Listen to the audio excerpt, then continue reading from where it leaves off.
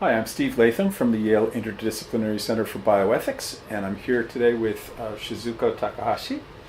And Shizuko is teaching in our summer institute this summer.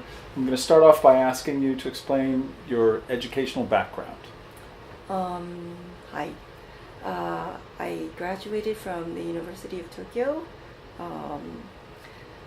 School of Medicine, and I have a PhD from the University of Tokyo in bioethics.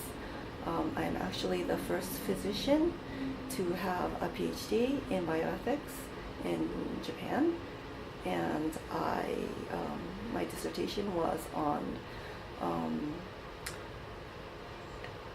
embryos and how patients felt about disposal of their own embryos. Disposal, like after fertility clinic experience with embryos? Or Yes. Yes. Okay. Yes. Disposing them or continuing storage. Yes. Okay. How did you first get interested in bioethics? Well, talking to these patients with fertility issues, and then on the other hand, I was discarding all these embryos, and I was wondering about how patients felt about this decision to dispose these embryos that took them so much work to make them, and it is such as the moral status of the embryo, whether or not the embryo is a human or not, it has a life or not. It has always been to me an issue, and so I wanted to pursue this question further, and I found my advisor at the University of Tokyo, and he took me in. And then he was from bioethics. Is there as heated a debate in Japan about the moral status of the embryo as we have in the United States? Gosh, not as much as in the U.S., but it was at the time when I decided to do the research, which was I got my PhD in 2011. I entered graduate school in 2006.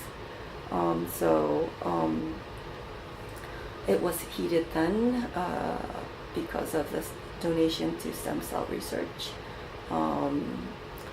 And the people who were donating them were the fertility patients. But it was always problematic because patients' voices were not heard, and that was reported often in the newspapers. Mm-hmm. Yes. So, what are you teaching in the summer bioethics program this year? I am teaching the ethical issues in obstetrics and pediatrics, emphasizing on the cross-cultural aspects between the United States and Japan mainly. But the students in my class contribute to my lecture, so I have quite an international opinion. How many countries have students in your class? Oh, I would say six. Six different countries? Six, five, six different countries. And this is your second time teaching the program? Yes. Why did you want to come back?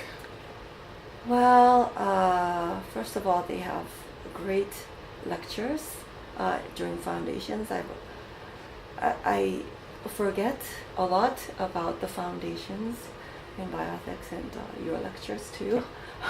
And I learned so much from them and realized so many things. And also the opportunity to speak to other bioethicists, because as I said, I'm the first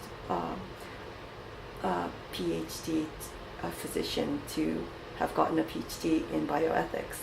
So you can see that it is very scarce. I mean, I am very rare in my country. So to see other fellow bioethicists and to carry on a conversation is, I just really enjoy it so much. That's great. Do you go to a lot of international conferences during the year, bioethics conferences? Yes, as a matter of fact, the research that I was able to do during my time here last year, I did a oral and poster presentation at the Asian Bioethics Conference. And where did that meet? In Korea. Yeah. And do they meet annually? Is that Yes, what yes. And next year, I think this year is going to be in Taiwan. Oh, great. And will you be presenting anything? Well, hopefully. You've submitted an application or something for it? Not yet, Not yet. Okay. But it's due this summer, yes. All right. Probably in July somewhere. And what are you working on right now? I am working on I'm trying to finish up what I was working on last year, which is the problems with the premature adoption of technology called pre-implantation genetic screening, and lessons that it could be teaching us for other genetic testings. So pre-implantation genetic screening involves examining an embryo in vitro, Yes. and determining its genetic makeup, and then making choices about whether to try to get it to implant in fertility clinics. Yes, but that's more about pre-implantation genetic diagnosis. Pre-implantation genetic screening, the main purpose of it is to achieve pregnancy and live birth more efficiently, and to select embryos that might implant better than other embryos. Oh, so it's a matter of trying to select the most likely successful candidates for transfer. So it's not really eliminating disease such as PGD. Okay. Well, thank you.